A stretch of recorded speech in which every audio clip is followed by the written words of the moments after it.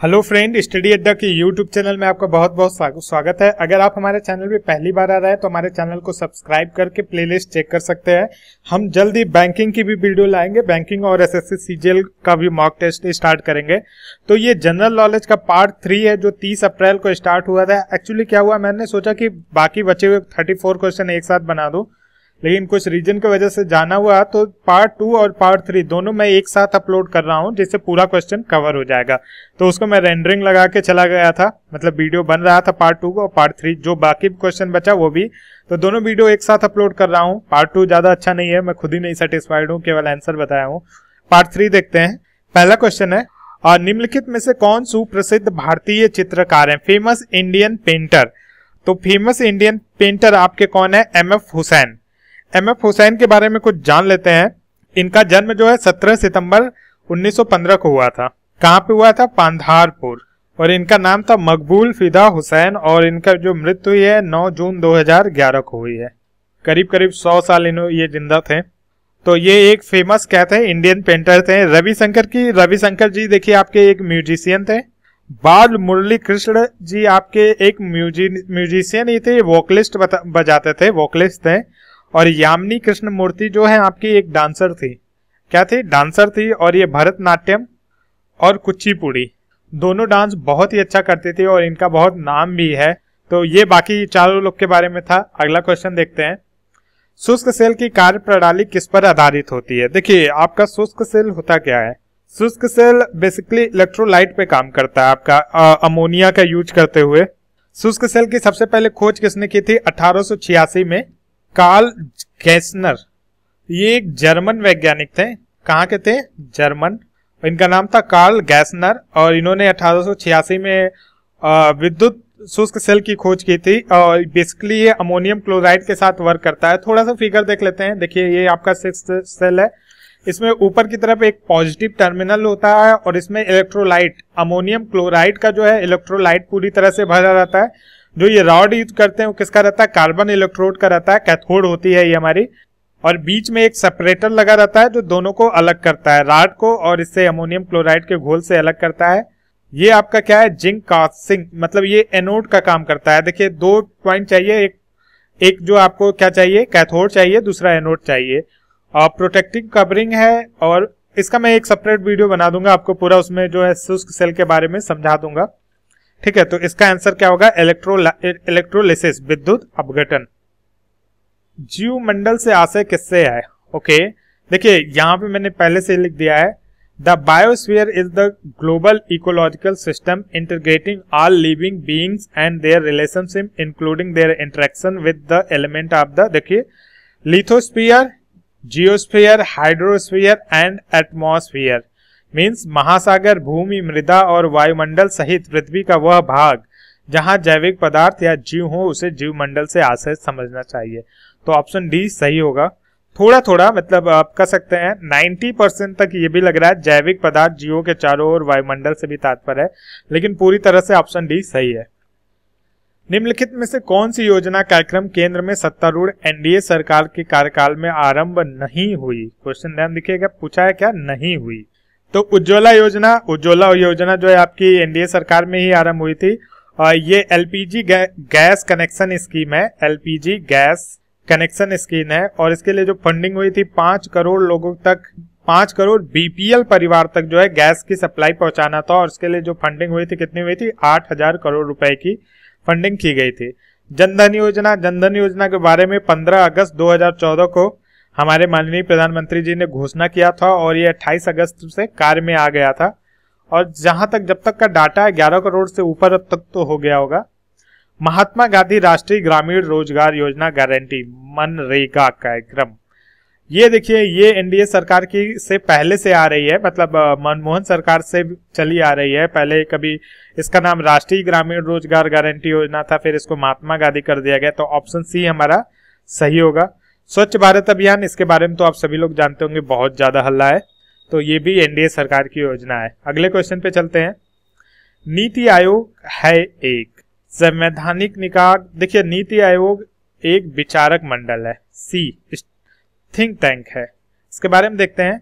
National institute for transforming India, NITI Aayog का full form है नीति का, is a government of Indian policy think tank established by the Narendra Modi government to replace the planning commission which followed the top down model। Planning commission जो है आपका top down model follow करता था। नीति आयोग के बारे में कुछ देख लेते हैं। इसके चेयरमैन कौन से हैं? नरेंद्र मोदी जी हैं। वाइस चेयरमैन अरविंद पनगरिया हैं। और इन तीन जो है मेंबर है कौन कौन? विवेक देबरॉय, बीके शरावत और रमेश चंद। अमिताभ कांत इसके सीईओ हैं। तो तीन ही क्वेश्चन पूछता है, चेयरमैन, वाइस चेयरमैन और सीईओ। तो सीईओ ज्यादा पूछता है, अमिताभ कांत है। निम्नलिखित में से किसके कारण स्वाइन फ्लू फैलता है? तो स्वाइन फ्लू जो है आपका मैक्सिमम वायरस के कारण फैलता है। तो इसका ऑप्शन नंबर ए जो है सही होगा, वायरस। निम्नलिखित में से कौन सी सबसे निचली वायुमंडलीय परत है? क्षोभ मंडल।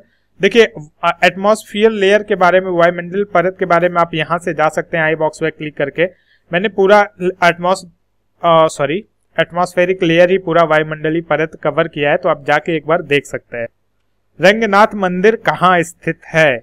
देखिए आपका जो रंगनाथ मंदिर स्थित है वो श्रीरंगम में स्थित है। कहाँ पे? श्रीरंगम। श्रीरंगम कहाँ पे है? तिरुचिरापल्ली में। सॉरी बहुत टेढ़ा नाम है, तिरुचिरापल्ली। और तिरुचिरापल्ली जो है तमिलनाडु के अंदर आता है। कहाँ पे आता है? तमिलनाडु के अंदर। तो ऑप्शन नंबर ए इसका सही होगा, श्रीरंगम। मैलाथियन क्या है? मैलाथियन आपका एक कीटनाशी है। क्या है? इंसेक्टिसाइड। ये है मैलाथियन, इंसेक्टिसाइड, कीटनाशी। मैलाथियन को हम लोग बेसिकली एक तरह का टॉक्सिक है, इसका केमिकल फार्मूला है, ये इसका केमिकल फार्मूला है। मारधाड़ की फिल्म के किस सितारे को फिल्मों में असाधारण उपलब्धि के लिए नवंबर 2016 में सम्मानार्थ अकादमी Oscar, honorary academy Oscar award for his extraordinary achievement in the movie? Jackie Chan. Jackie Chan को मिला था। और जैकी चैन को किस मूवी के लिए मिला था? मैं यहाँ पे लिख देता हूँ, the academy of motion picture arts and science के लिए मिला था। अगले क्वेश्चन पे चलते हैं। मक्का ऑफ क्रिकेट किसे? ये तो सबको पता होगा, लॉर्ड्स को जो है मक्का ऑफ क्रिकेट, क्रिकेट का मक्का कहा जाता है। फीफा 2008 कहाँ आयोजित किया जाएगा? तो फीफा 2018 आपका रूस में आयोजित किया जाएगा। निम्नलिखित में से कौन सा कंप्यूटर रिसोर्स को मैनेज करता है? तो जो कंप्यूटर प्रोग्राम होते हैं वो रिसोर्स को मैनेज करते हैं। तो इसका आंसर क्या होगा? प्रोग्राम्स। पिछले कई वर्षों से भारत में जन्मदर, देखिए इस क्वेश्चन में कंफ्यूजन है एक, ये 2011 के बारे में पूछ रहा है कि 2016 के बारे में पूछ रहा है। तो इस क्वेश्चन को आप लोग क्रॉस चेक कर लीजिएगा एक बार क्या सही होगा। वैसे मेरे हिसाब से तो पिछले कई वर्षों से भारत में जन्म दर भी घटी है और मृत्यु दर भी घटी है। मृत्यु दर तो श्योर घटी है, चाहे 2011 के हिसाब से ले लीजिए चाहे 16 के हिसाब से, लेकिन जन्म दर घटी है। निम्नलिखित में से कौन सा तथ्य भूमंडल उष्मीकरण से जुड़ा माना जाता है? देखिए दक्षिणी दोलन और अल-ला-नीना, ये तो नहीं होगा। आपको कंफ्यूजन होगी अल-नीनो मोडकी का। अल-नीनो मोडकी क्या होता है? देखिए ये जो है ocean atmosphere phenomena in the tropical Pacific, it is different from another coupled phenomena in the tropical Pacific namely El Nino. ये अल-नीनो की तरह होता है लेकिन थोड़ा सा डिफरेंट होता है। Conventional El Nino is characterised by strong anomalous warming in the eastern equatorial Pacific. तो ये तो हो गया अल-नीनो मोड की। और अल-नीनो क्या होता है? अल-नीनो देखिए क्या होता है, देखिए उष्ण कटिबंधीय प्रशांत के भूमध्य क्षेत्र के समुद्र के तापमान और वायुमंडलीय परिस्थितियों में आए बदलाव। किसमें? उष्ण कटिबंधीय प्रशांत के भूमध्य क्षेत्र के समुद्र के तापमान और वायुमंडलीय परिस्थितियों में आए बदलाव। देखिए भूमंडलीय की बात नहीं कर रहा है, ये समुद्र की बात कर रहा है। अल-नीनो में परिस्थितियों में आए बदलाव के लिए उत्तरदायी समुद्र घटना को अल-नीनो कहते हैं। मीन्स उसके जो तापमान में बदलाव आता है, किस जगह बदलाव आता है? भूमध्य क्षेत्र के समुद्र के तापमान में। यहाँ पे क्या पूछ रहा है? भूमंडलीय उष्मीकरण की बात कर रहा है, ठीक है। यह दक्षिण अमेरिका के पश्चिम तट पर स्थित इक्वाडोर और पेरू देश के तटीय समुद्री जल में कुछ सालों के अंतराल पर घटित होता है। दो जगह ये घटित होता है। इससे परिणाम स्वरूप समुद्र के सतही जल का तापमान सामान्य से अधिक हो जाता है, ठीक है। और ये इसका जो विस्तार है वो 3 डिग्री दक्षिण से 18 डिग्री दक्षिण अक्षांश तक है। तो इन्हीं दो क्वेश्चन में कंफ्यूजन आंसर में आप लोग को अगर जैसा भी पता चले आप लोग नीचे कमेंट करके जरूर बताइएगा। लेकिन इसका जो सही आंसर है वो अनलिनो मोडकी है। मैंने जो नेट पे सर्च किया उससे यही पता चला है कि ये अनलिनो मोडकी के बारे में क्वेश्चन कर रहे हैं। आप लोग को भी जो सही लगे इसको आप एक बार, लास्ट क्वेश्चन है, इसको आप क्रॉस चेक जरूर कीजिएगा। तो थैंक यू फ्रेंड, आशा करता हूं कि आपको ये लेक्चर पसंद आया होगा। पार्ट 2 जो मैंने बनाया उसमें केवल आंसर बताया हूं, मुझे खुद नहीं पसंद आया तो उसके लिए आई एम सॉरी। मैंने जल्दी के चक्कर में बहुत जल्दी क्वेश्चन कवर कर दिया। तो वीडियो आपको कैसा लगा ये पार्ट 3 आप जरूर बताइएगा। मैंने पार्ट 2 और पार्ट 3 दोनों एक साथ अपलोड कर दिया है।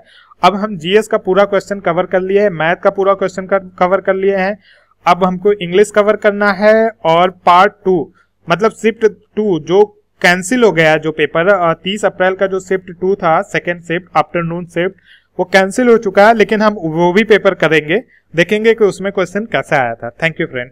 मैंने देखा कि बहुत सारे लोग जो है पार्ट 2 जीएस का आफ्टरनून शिफ्ट का अपलोड कर दिए हैं। तो आप लोग को जीएस का आफ्टरनून शिफ्ट मतलब सेकेंड शिफ्ट का पेपर चाहिए कि नहीं चाहिए कमेंट करके बताइएगा। Thank you friend.